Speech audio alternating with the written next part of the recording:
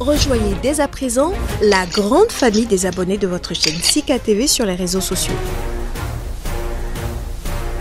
Sika TV, le vrai visage de l'actualité en Afrique, est en direct et en replay sur YouTube. Abonnez-vous et cliquez sur la cloche de notification pour ne rien rater. Nous sommes également présents sur Facebook et sur Twitter.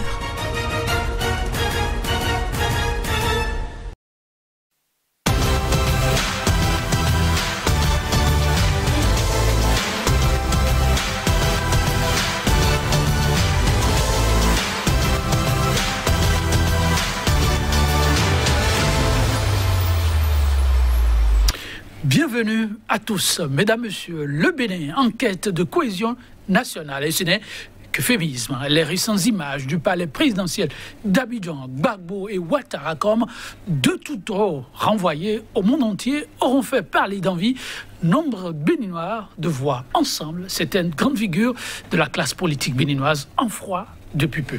Boni Yayi, Nicéphore Soglo, Patrice Talon, pour ne citer que ces noms. Car la liste, dit-on, n'est pas exhaustive. Appel à la réconciliation au Bénin. Comment gagner le pari? C'est le thème, hein, mesdames, messieurs, au menu de votre émission Débat du jour. Regard croisé de deux politiques qui, vraiment, ne sont plus présentés sur ce plateau. Hein, de la mouvance, l'autre de l'opposition, monsieur Mathieu Avlissi, a accepté d'être des nôtres. C'est la suite, on peut dire, d'un précédent débat il y a peu. Membre fondateur, il est au niveau du bloc républicain BR, soutenant les actions du régime. Monsieur Mathieu Avlissi, bonjour à vous. Bonjour, monsieur Etonji, bonjour aux téléspectateurs et encore mes amitiés à monsieur Aruna, qui, comme moi, je crois, fait le combat pour la République. On n'a pas se jeter la pierre. Il fait le combat pour la République et je le remercie pour sa démarche. Alors, monsieur le téléspectateur, vous l'avez compris, comme je le dis, c'est la suite du débat auquel vous avez eu droit vendredi dernier, on peut le dire. Oui. Monsieur Mathieu Avlissi a en face de lui monsieur Omar Aruna. Débat entre politiques, pas de juristes. Aujourd'hui, nous parlerons du regard des politiques par rapport à ces appels incessants à la réconciliation. Oui, ancien ambassadeur du Bénin aux États-Unis, il est le vice-président du conseil consultatif du centre de New York pour les affaires de politique étrangère. Monsieur Omar Aruna est donc à nos côtés ce matin. Monsieur Omar Aruna, bonjour à vous. Bonjour, monsieur Yetonji, et bonjour à mon vis-à-vis, monsieur Avlissi. La nuance, je fais le combat pour la restauration de la démocratie et la restauration de la République. Monsieur Omar Aruna, vous voulez nous amener à faire un débat, la restauration de la démocratie et de la République. La République n'existe-t-elle plus au Bénin? Je suis tenté de vous poser la question avant de poursuivre. Quand vous lancez des mots comme ceux-là. Donc, c'est ce combat que je fais pour la restituer. C'est ça. OK. On y reviendra plus amplement. Réconciliation, en tout cas, ils sont nombreux à en parler. Les jours, on ne les compte plus, mais rien de concret à l'horizon. Depuis Abidjan, vraisemblablement, les images renvoyées au monde entier auront inspiré les Béninois aussi. Pourquoi pas, enfin, pour le Bénin, voir d'anciens chefs d'État pouvoir se tenir les mains comme on l'a pu observer. Monsieur Mathieu Avlissi, vous dites qu'il y a déjà un pas de fait. C'est une perche de tendu. Reste à l'opposition de la saisie. Monsieur Mathieu Avlissi, quand vous parlez de perche et de main tendue, qu'est-ce qu'il faut comprendre par là? Qu'est-ce qui s'y trouve?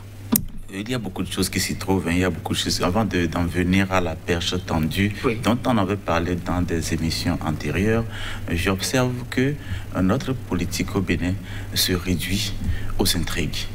La politique au Bénin se réduit aux intrigues et les intrigues engendrent des crises. La résolution de ces crises requiert la mise en œuvre de certaines compétences en matière de plaidoyer et de lobbying politique. Donc c'est à ce niveau que j'attendais les gens dont j'ai cité le nom la dernière fois, parlant du président Mbéji, et qui, du reste, reste le parrain politique du professeur Ivor. Je pourrais parler du président Boni Yayi, qui est président d'honneur du parti Les Démocrates, parti qui porte supportait la candidature de Rekiat Madougou. Donc pour ne citer que ces deux par exemple. Et je crois que le discours à la nation la dernière fois, à la commémoration des 61 ans d'indépendance, le président a annoncé la libération prochaine de certaines personnes mises aux arrêts du fait des intrigues politiques. C'est comme ça que j'analyse la chose. Du fait des intrigues politiques antérieures. Et aussi, nous avons vu la dernière sortie du médiateur de la République, et qui donc renforce les choses pour dire attention, il y a des libérations annoncées, mais il y a une procédure à faire, il y a une démarche à faire, il y a une stratégie politique de plaidoyer, de lobbying à mettre en place, dont les acteurs sont ceux que je vois là, ceux dont on a cité les noms, et qui devraient pouvoir faire un travail pour qu'on en vienne à voir l'image qu'on a vue en Côte d'Ivoire de Gbagbo et de Ouattara qui se sont tenus la main, et juste après, la conséquence, c'est des dizaines de personnes détenues pour aussi des intrigues politiques, ces dizaines de personnes qui ont été libérées. Je pense que c'est possible que cela s'observe au Bénin. Il nous reste juste à nous mettre dans la posture nécessaire pour que cela soit. Il nous revient à prendre la perche que le président a tendue par lui-même et donc par la démarche du médiateur de la République pour que nos frères qui aujourd'hui étaient très, très actifs parce qu'ils sont dans l'activité même à Ivor de son âge avec le niveau d'action où il est, Madame Madougou, le niveau d'action, on a besoin de ces gens actifs pour construire la République et donc qu'on se mette au-dessus des sanctions politiques, qu'on mette en œuvre les stratégies de politique, lobbying, plaidoyer politique pour nous pacifier la vie au fin de les voir dehors pour participer à la constitution du Bénin qui nous appartient à tous. Alors, les éléments phares qui composent cette pêche et cette même tendue, si on doit les résumer, oui. Ils sont...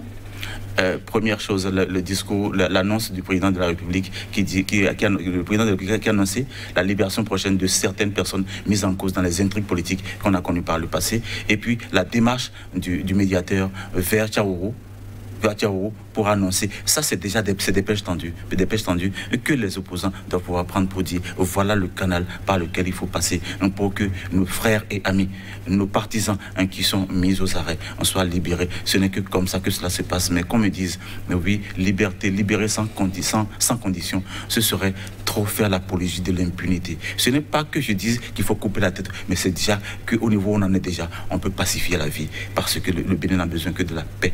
Les populations que nous sommes n'avons besoin que de la paix. C'est la paix d'abord avant toutes les autres choses. Alors, paix, vous en parlez aussi, monsieur Omar Aruna, mais vous pensez qu'il y a des préalables. Est-ce que lorsque monsieur Avlessi fait son exposé, vos préalables, vous ne les retrouvez pas déjà? Quand on prend par exemple la pêche dont il parle. Merci beaucoup, monsieur Yetongi. Pour répondre à votre question de manière directe, il faut que j'établisse un contexte. Et là, ça me permettra d'être sur les mêmes longueurs d'onde. Parce que je crois qu'on n'est pas sur les mêmes longueurs d'onde quand on engage la discussion de cette manière.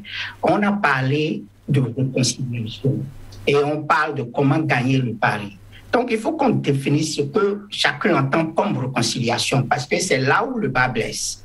Pour moi, de manière générale, on parle de réconciliation quand il y a des adversaires qui, en temps, étaient ensemble et qui, de manière ou d'une autre, pour des raisons bien définies ou non définies, se sont retrouvés de part et d'autre. Ceci dit, ça, c'est une définition générale. Mais dans le contexte béninois, et le contexte de réconciliation, la notion de réconciliation, que moi je crois elle est plus appropriée pour le Bénin, c'est cette notion de l'Église qu'est la réconciliation. Et cette notion que l'Église amène comme réconciliation, elle est simple. La notion de réconciliation, selon l'Église, c'est une cérémonie, et vous m'écoutez très bien, une cérémonie solennelle au cours de laquelle comment dirais-je, au cours de laquelle le pécheur public, et je pèse mes mots, le pécheur public est pardonné et réadmis par la communion. Ça, c'est la définition de l'Église, ou bien pour un objet qu'il a profané, qu'on essaie de purifier. Donc, je reprends. Pour moi, en fonction de ce que je vois Et je vais expliquer tout à l'heure, la réconciliation, c'est la notion que l'Église donne à la réconciliation, que moi je trouve qui est appropriée au Bénin. C'est-à-dire une cérémonie solennelle par laquelle un pécheur public est pardonné et réadmis à la communion par l'Église, ou qui pour objet de purification un lieu où qui on purifie un lieu qu'il a profané. Ceci dit, pourquoi je le dis, et c'est pour ça que je dis chaque fois que la réconciliation devrait se faire entre Patrice Talon et le peuple. Parce que l'objet ou bien les éléments qui font qu'on a besoin d'une réconciliation n'étaient pas là en 2015. Les éléments qui font que le Bénin a besoin de se réconcilier ont été, comment dirais-je, ont commencé après avril 2016. Dans ce contexte, c'est le président Patrice Talon que le Béninois a élu à 65% en 2016 qui a profané notre vivre ensemble pendant 5 ans.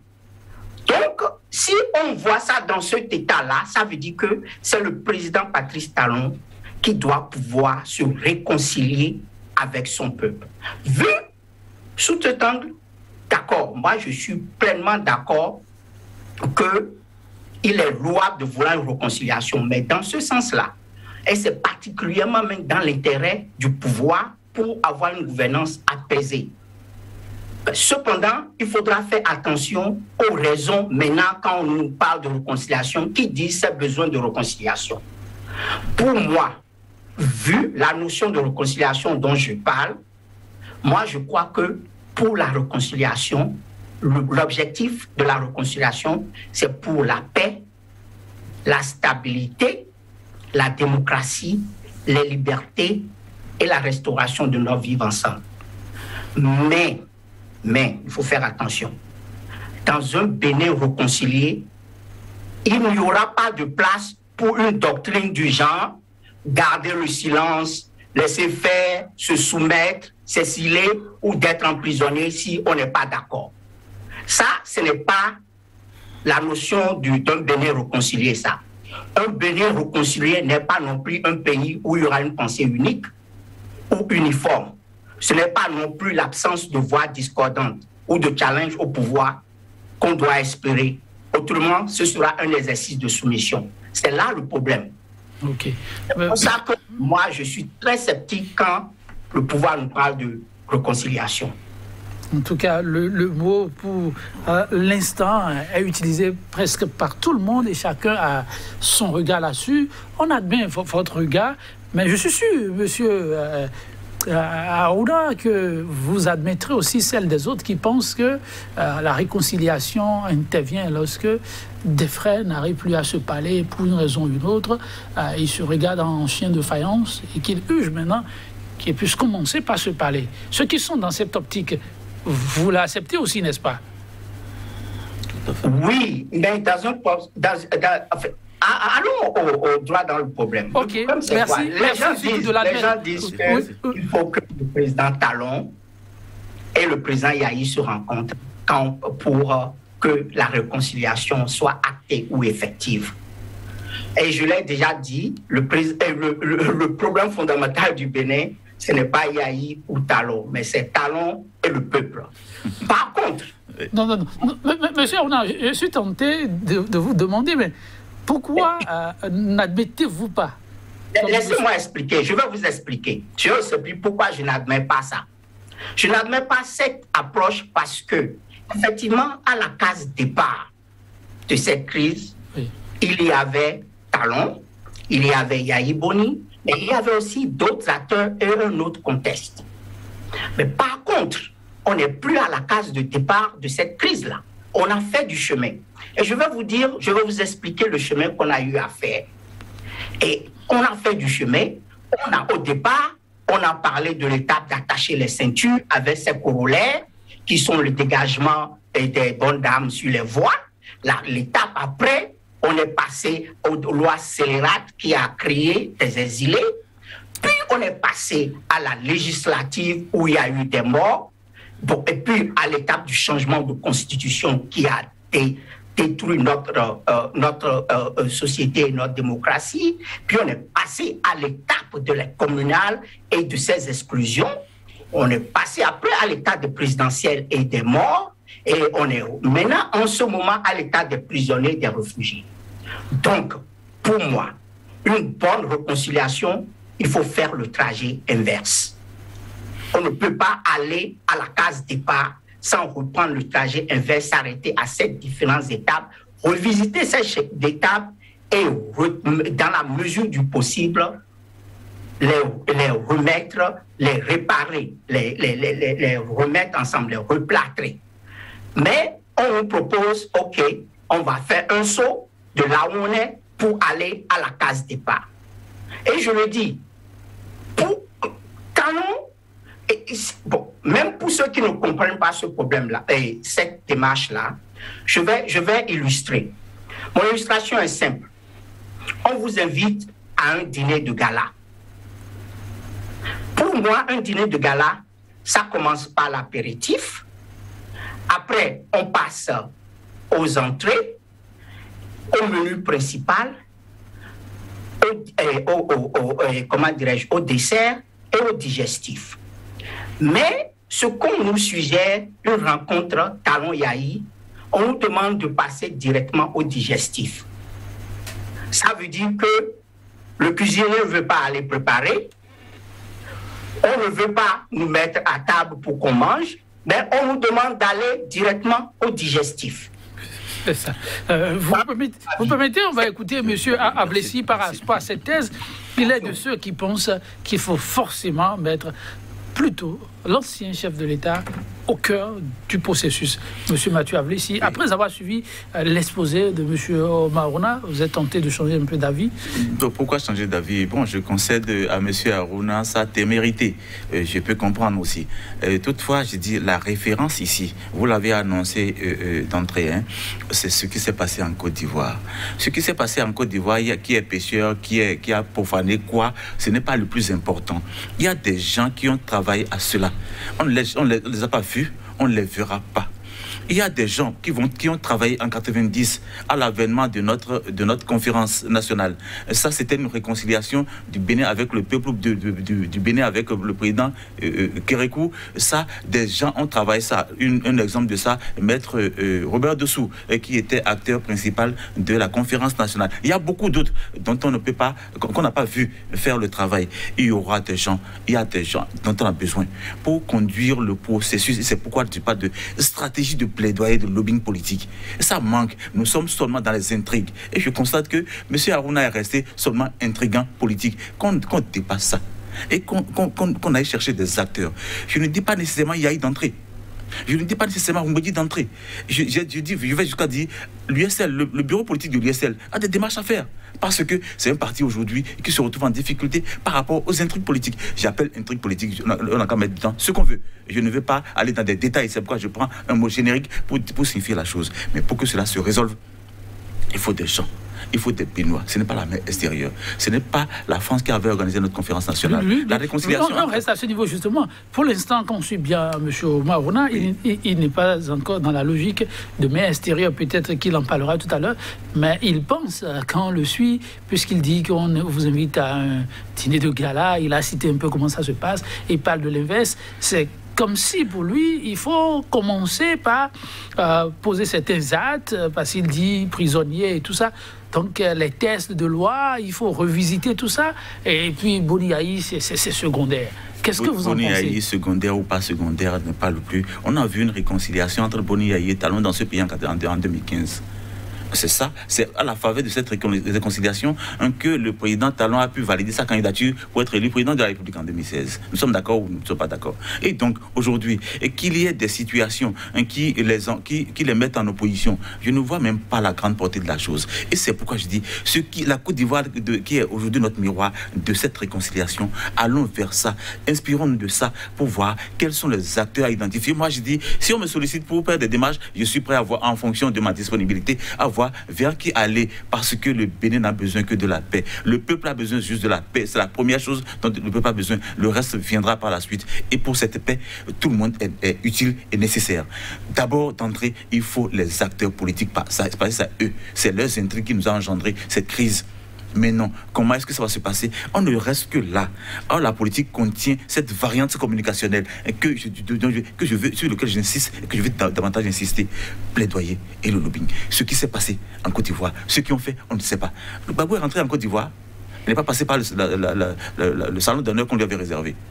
Il était toujours fâché. Mais qui sont ceux qui... Il est allé en Afrique centrale. Il revient, il va rencontrer son frère. Ils ont ri, ils ont mangé ensemble, je suppose. Je n'étais pas là, mais on a vu ce qu'on a vu là. La conséquence, c'est que les gens qui sont impliqués à d'autres niveaux de cette crise-là, des dizaines, pas dizaines, ils ont commencé à être libérés sans une forme de procès particulier. C'est ce que j'attends les acteurs politiques faire pour que les gens dont on parle, Madougou, Rekiat, beaucoup d'autres choses, la petite Nadine, que ces enfants qui ont été mêlés de ceux qui ne comprennent pas. J'ai dit les enfants pour venir à... Je ne vais pas parler de ça par rapport à Rekiat, mais Nadine, de quoi elle se mêle vraiment? Elle ne comprend pas grand-chose des intrigues politiques. Elle s'est mise dans une certaine conviction présumée. Et elle se retrouve là. Libérons cette fille, libérons ces enfants pour que cela soit. C'est les acteurs qui les ont manipulés qui doivent jouer la partition qu'ils vont jouer pour pacifier la vie sociale et politique de notre pays. Ça, M. Harouna, concède-moi ça. Je ne veux que ça. Je ne veux que dire ça parce que moi, c'est ma petite sœur Nadine. Je veux qu'elle soit libre, qu'elle travaille, si elle a fini ses études, qu'elle cherche du travail et qu'elle soit utile à sa famille. Les gens payent son écolage pour qu'elle leur devienne utile par la suite. C'est pas pour qu'elle passe sa vie en prison. On a besoin d'elle. En fait, pratique, oui. Je constate ici là qu'il y a un plaidoyer à voix adressée au Harouna. Je ne sais pas comment vous le gérez, ce plaidoyer-là. Faire en sorte que Boni Yayi puisse accepter la pêche et peut-être des discussions des deux. Des gens comme Nadine et autres pourraient sortir. Que dites-vous? Vous prenez le plaidoyer et vous faites missionnaire? Je ne suis pas la bonne personne pour plaidoyer. Non, monsieur Harouna, vous êtes ambassadeur, vous êtes diplomate. Je pense que vous avez votre partition à jouer. Pour plaidoyer un cas et je suis lobbyiste pour plaidoyer un cas. Voyez-vous, j'en suis un aussi. Et puis, donc, mais je ne suis pas... Là, je vois monsieur Avlessi convaincu que vous pouvez jouer un rôle. Je suis loin même d'être convaincu que l'idée qui sous-jacent cette requête de réconciliation, elle est saine. Et je vais vous expliquer pourquoi dans quelques minutes. Parce que, vous savez, il y a des fois où, et le président Talon nous l'a montré plusieurs fois, on se retrouve dans des situations et on fait du jisouji, c'est bien des karatés pour s'en sortir sans vraiment faire le travail qu'il faut pour que la situation soit stable. Simplement, comme M. Avlessi aime bien dire qu'il peut aller parler aux gens, simplement, le cas Mme Rosine Soglo, pour moi, est édifiant de la volonté, de la bonne foi du président de la République quand il parle de main tendue et de réconciliation. Comment ça? Madame Soglo, Viera Soglo, est une héroïne de notre pays, qu'on le veuille ou non. Elle a été à l'avant-garde de la lutte des femmes.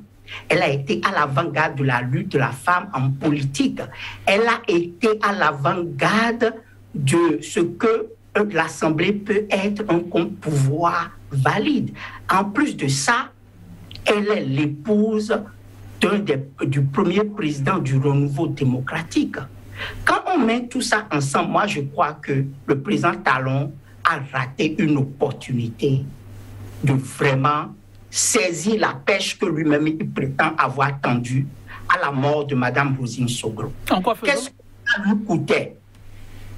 Qu'est-ce que ça lui coûtait de mettre en place une semaine, quelques jours de deuil national, ou bien de mettre le drapeau en berne, de montrer une volonté de choses. Je dis même, pendant les guerres, il y a ce qu'on appelle des cessez-le-feu, des armistices, pour que les gens aillent chercher le corps de leur mort. Vous l'avez souvent dit. De donner une amnistie sans condition à l'IADI pour qu'ils viennent enterrer dignement comment dire, sa maman. Qu'est-ce que ça lui coûte de créer une condition qui, autour de la mort de Mme Rosine Soglo, pourrait quand même donner l'impression qu'il est sérieux par rapport à ce qu'il avance. Parce que c'est très facile de dire je veux la paix alors que vous avez l'opportunité. C'est le Agbono national. On nous a dit que c'est le Agbono national.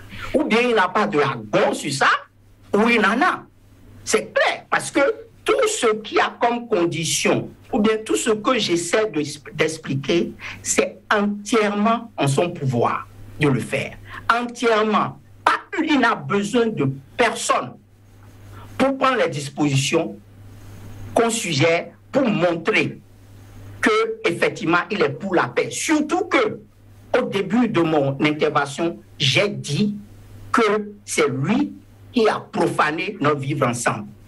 Et qu'en fonction de la réconciliation, selon l'Église, c'est une cérémonie à cours de laquelle le peuple pardonne les péchés du président Talon et purifie les lieux qu'il a profanés. Soyons clairs. Donc, M. Avlessi, M. Aruna reste sur sa position. Parler de réconciliation, c'est d'abord Patrice qu'il faut voir. Il donne l'exemple, Rosine Soglo. Pensez-vous que ça aurait pu être, encore que l'inhumation n'est pas encore faite, est-ce que vous pensez que c'est une occasion rêvée pour essayer la cohésion nationale? Merci, M. Etanji. Je pense que je ne pense pas totalement, un peu comme M. Aruna. Un tout petit peu comme un tout petit peu, c'est peut-être possible, mais encore faudrait-il des démarches. On ne peut pas se lever du jour au lendemain. On accorde la grâce à qui en demande. Quelle est la démarche de l'environnement de Liadi qu'on lui permette de venir enterrer sa mère? C'est ça. C'est une démarche. Il faut une démarche pour ça. Il est lobbyiste, il a dit. Ça ne peut pas tomber du ciel. Il y a des travers que Liadi, fils de ce pays, qui a connu des niveaux, qui a été à des niveaux de responsabilité donnés dans ce pays, a dû commettre pour se retrouver en exil. Et peut-être condamné, je ne me rappelle même pas. Bon, si c'était tant que c'était ça, et qu'aujourd'hui, au vu de ce que, comment appelle-t-on, Madame Rosine a été dans ce pays, qu'on permette, drapeau en benne, ça n'apporterait pas grand-chose. Ce n'est pas le drapeau qui va parler pour qu'on ait la paix. Ce n'est pas le drapeau en benne qui va nous engendrer la paix. Ça, là, je refuse tout de suite. Pour dire drapeau en benne, ce n'est pas le plus important. Le plus important, c'est la démarche. Le plus important, c'est ce que font les autres. Les gens qui sont déjà condamnés ne sont plus libres pour aller vers. Mais il faut des gens comme lui et d'autres, comme M. Aruna et d'autres. M. Aruna. Comme M. Aruna et d'autres. Vous êtes mandaté sérieusement là. Il a représenté notre pays aux États-Unis. Tout à fait. Attention, il n'est pas n'importe qui. Donc, ils ne parviennent pas à dire, il est lobbyiste. Je suis d'accord. Mais qui ne parviennent pas à jouer cette partition, je dis ça, logique de réticence ne me met pas très à l'aise. J'aurais souhaité et qu'il transcende son moi, qu'il transcende ce qu'il a vécu, mais ce qu'il vit encore, par rapport à sa position actuelle, pour dire, en fin de compte, le Bénin, je l'ai représenté. Le Bénin, c'est le pays qui m'a envoyé là-bas en tant que représentant. Et donc, c'est l'image que j'ai aujourd'hui. On dit ancien président du Bénin aux États-Unis. Ça, le Bénin lui est collé. Que ce Bénin-là traîne dans la gadoue, ce n'est pas bien. Alors, quand on prend le cas Rosine Soglo, vous avez dit un peu, est-ce qu'on peut partir dessus? Essayer de faire descendre un peu la tension. Il revient au parti de Rosine, les leaders du parti, de faire certaines démarches. Vous voyez par exemple l'ancien président Soglo? Le président Soglo, j'ai dit, le président Talon est son fils. Il a sa partition à jouer. Pour pacifier la vie dans ce pays-là, il a sa partition à jouer. C'est pourquoi je dis, je leur reproche fondamentalement ça. Qu'on descende de nos égos un peu, pour mettre le pays au-dessus de nous. C'est le pays qui nous a vu naître. Donc, nous allons laisser le pays là. Qu'est-ce qu'on aurait laissé à ce pays? Et si on se comporte comme ça, comme, bon, lui, il est mauvais, alors qu'il dégage que je m'installe. Bon, le président Talon a joué sa partition dans la constitution de ce pays. Le président Yaya en a fait. Le président Mbedji, en tant qu'ancien président de l'Assemblée, a joué sa partition. Que tous ceux-là voient quelles sont les démarches aujourd'hui pour pacifier la vie de notre société. pour pacifier la vie politique dans notre pays, pour que ça se passe mieux. C'est vrai que quelque chose de bien se fait, mais comment faire pour que tout le monde vienne apporter sa pierre à la construction du pays? Moi, je dis, je reste sur ça. Je ne changerai pas d'avis tant que ça va rester comme ça. Je leur demande, oui. Chers amis, monsieur Harouna, s'il vous plaît, vous avez vos entourages, vous avez vos liens avec le président Yahi certainement, qui vous a envoyé aux États-Unis. Dites-lui que j'aurais souhaité qu'il voie des gens comme vous pour faire la démarche, le temps qu'ils viennent après appuyer. Pourquoi pas? Monsieur Harouna, oui, je dis toujours qu'il faut rester concret vu le type de débat que nous menons. Les populations ont vraiment besoin, la tension, il ne faut pas se leurrer, elle est là. Trop de crispation actuellement. Dites, Boni Yahi, quand je reviens au concept de pêche, parce que le chef de l'État aussi a fait des annonces, comment vous expliquez vraiment le silence de Boni Yahi? On n'a pas vu Boni Yahi quand le chef de l'État, lors de cette tournée, a voulu demander aux proches de Boni Yahi d'œuvrer afin que lui et son frère puissent se revoir. On n'a rien vu venir, on n'a pas eu de réaction de Boni Yahi non plus. Et ces élections, avec tout ce que ça a engendré, Boni Yahi, jusqu'à présent, est silencieux. Alors, monsieur Avlessi reste convaincu qu'une réaction de sa part peut être un début de dégel. Une petite chose pour éclairer M. Harouna, le médiateur disait que le président dit d'aller voir les parents de son grand frère Boni Yahi. Ah, le médiateur a précisé cela. Les parents de son grand frère, c'est son grand frère, nous sommes entre frères au Bénin. M. Harouna, le Bénin est au-dessus de nous, s'il vous plaît. Alors, M. Harouna, comment vous expliquez un peu ce silence de Boni Yahi? Jusqu'à présent, les Béninois se demandent ce qui se passe. Je ne suis pas dans les secrets de M. Boni Yahi, mais je dirais seulement que les paroles dans ces circonstances ne sont que des paroles. Si ça vient déjà du pouvoir, et je ne crois pas que le président Boni Yahi, celui qui a dirigé pendant 10 ans le pays, va s'y mettre encore en parlant de paroles. Mais je vais revenir sur le cas Yahi Boni. Je veux prendre 2 ou 3 situations pour démontrer qu'il n'y a pas la bonne foi dans l'approche. Monsieur Avlessi, pendant son plaidoyer tout à l'heure, parle de démarche. Oui. Il dit que par rapport à Souglo, il a dit par exemple, il faut une certaine démarche. Pour libérer les prisonniers, il faut une certaine démarche. Mais il trouve curieusement que pour une réconciliation, il n'y aura pas de démarche. Il faut juste que Yahi Boni et comment dirais-je, Patrice Talon se rencontrent et puis boum, voilà, le tour est joué. Non, je n'ai pas dit ça. Je n'ai pas dit, ce n'est pas que les deux. J'ai dit les acteurs politiques, comme exemple de Boni Yahi, Adrien Houmbédi et beaucoup d'autres. Dans toute chose, il y a aussi une démarche. Et je vous dis, on n'est pas à la case départ. On est très loin dans la crise. Bon, maintenant, parlons de Yahi Boni, soyons clairs, même pour lui, si jamais le président Yahi, ce qu'il ne l'a pas fait, si jamais le président Yahi Boni me dit, monsieur Harouna, qu'est-ce que vous me conseillez? Oui. La première des choses que je lui demanderai, est-ce que vous avez des garanties que celui avec qui vous voulez vous engager dans un pourparler, il est crédible? Est-ce qu'il est dans la bonne foi? Est-ce qu'il a les capacités? Et si oui, comment est-ce qu'il vous les a démontrées? Ah bon? C'est aussi ça. Bon, mais pourquoi je le dis? Parce que oui. On nous dit que le médiateur public, il fait des actions, il est allé à Tchaourou, c'est très bien. Mais si moi j'étais le médiateur de la République, oui, j'aurais commencé par le président de la République, parce qu'à la fin de la journée, c'est lui qui a désigné son médiateur.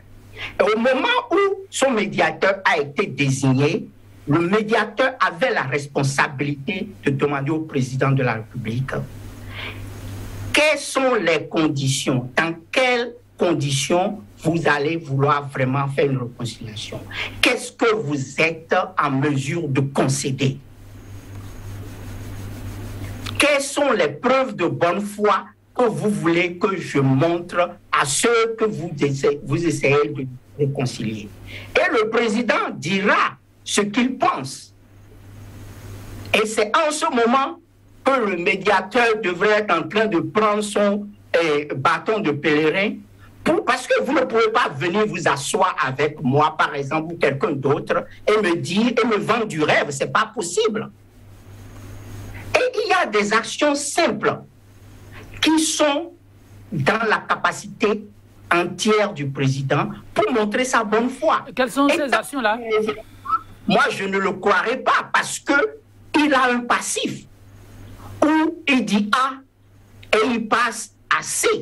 Par exemple, il nous a dit qu'il n'aurait qu'un seul mandat.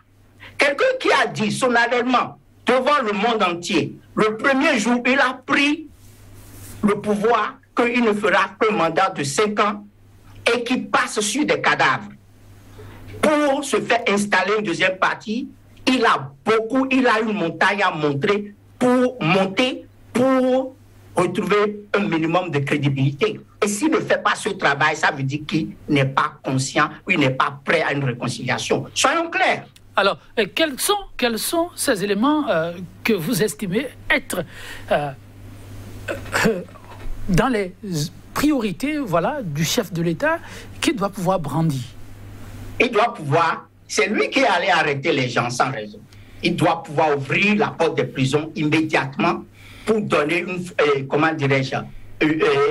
preuve de bonne foi. Et déjà ça, c'est déjà quand même un débat. Et pour ça, il doit pouvoir ouvrir les frontières grandes pour laisser tous les exilés rentrer. Et ça ne dépend parce que c'est lui qui les a sortis du pays. Donc ça ne dépend pas de personne. Ça ne dépend pas de Yahya Boni, ça ne dépend même pas de l'Assemblée nationale, ça ne dépend entièrement que du président de la République. Donc vous voulez qu'on absout quelqu'un qui n'a pas, comment dirais-je, qui ne sait pas absout lui-même. Vous savez, le danger en faisant ça, en disant, bon, Yahya Boni et Talon, on se rencontre, le danger pour le peuple, oui, c'est que le pouvoir sent que les taux se resserrent. Et on veut utiliser le président Aïe comme une clé passe-partout pour desserrer les taux. Parce que le but ultime du président de la République et du pouvoir, c'est d'avoir une gouvernance apaisée.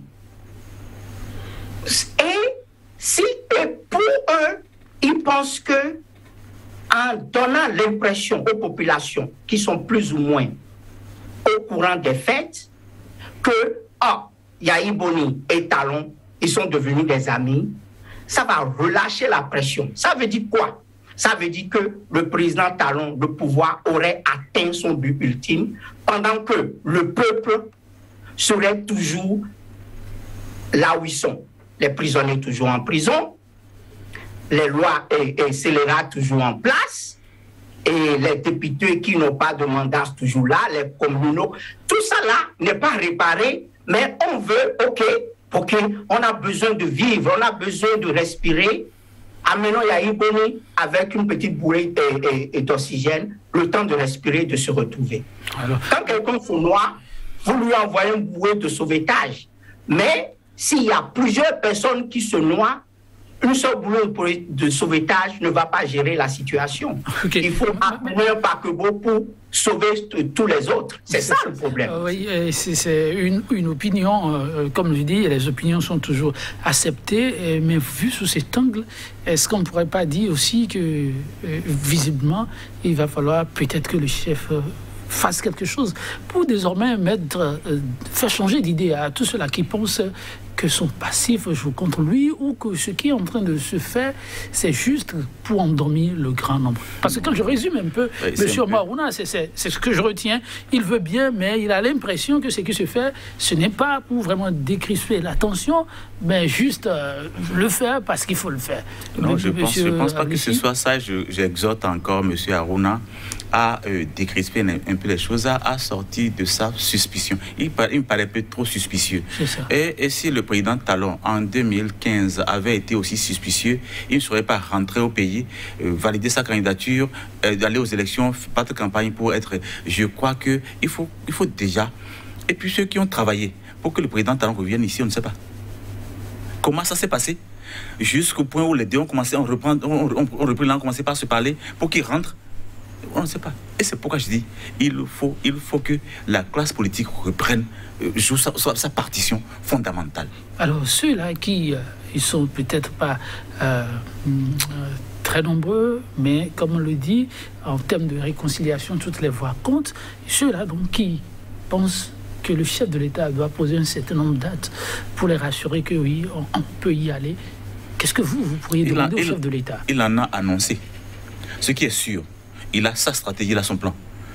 De sorte que si les gens venaient à jouer leur partition comme je demande, il irait plus loin. Ne lui laissons pas le temps juste d'exécuter ce qu'il pense bien. Forçons-lui un peu la main. Et forcer-lui la main, c'est mettre en place la stratégie qui permet d'échanger avec lui pour lui faire prendre une autre décision que celle déjà prise. Pour lui faire prendre une décision que celle déjà prise. Et parce qu'il a annoncé la libération prochaine d'un certain nombre de...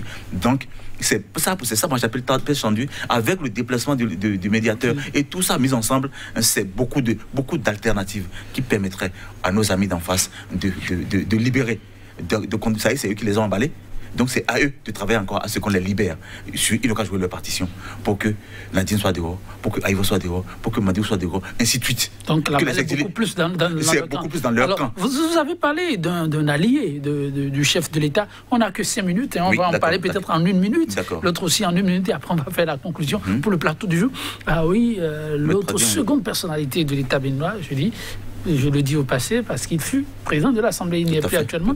Oui, Maître Adrien Mbedi, vous pensez qu'il a un rôle aussi clair à jouer? Déterminant parce que lui doit pouvoir servir de courroie de transmission. Lui aujourd'hui, il peut parler avec le président Talon, il peut parler avec le président Yaïbouni, il peut parler avec le président Seglo, il peut parler ainsi de suite. Il peut aller voir son poulain en prison pour parler avec lui, parlant de Aïvo, dont il est parrain politique. Et je crois qu'il a une partition fondamentale à jouer. Il doit servir de courroie de transmission entre les deux camps pour pacifier la vie. Et c'est ça ce que je nous dis.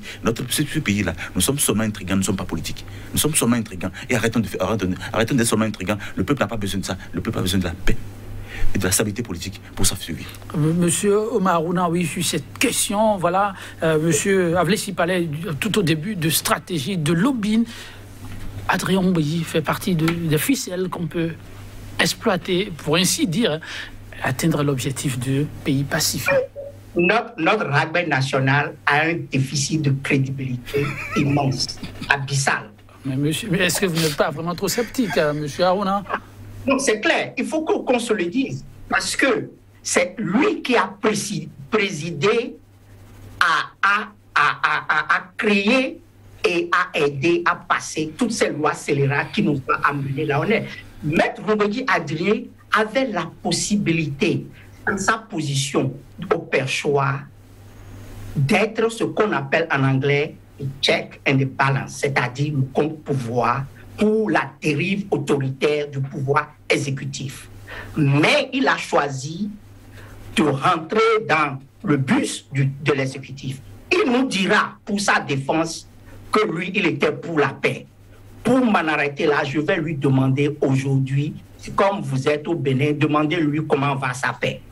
C'est la question que je lui pose. Et si on veut le ramener pour nous parler de réconciliation, mais comme on dit, je ne sais pas, c'est le président Soglo qui l'a dit une fois dans ces choses-là, l'assassin retourne toujours sur son lieu de crime. Monsieur Omar Aruna, le thème du jour, c'est la réconciliation, ces appels pressants. Comment gagner le pari? Je vais vous demander de répondre à la question. D'après vous, comment fait-on pour gagner le pari? Un type de résumé, vous concluez. Ok, écoutez, pour moi, pour gagner le pari, c'est simple. Hein. Il faut vraiment donner des gages de bonne foi. Il faut aussi donner des gages de courage et de leadership. Et dans ce contexte, moi, je crois que ça ne coûtera à personne de libérer les détenus sans condition, de laisser les exilés rentrer et les restaurer dans leurs droits et prérogatives, de livrer à la justice les auteurs commanditaires des massacres par l'armée et de planifier une assise nationale. Si les gens, ce que moi j'appelle les compagnons de fortune ou d'infortune, veulent se retrouver après ça, c'est leur problème. Mais je suis très sceptique.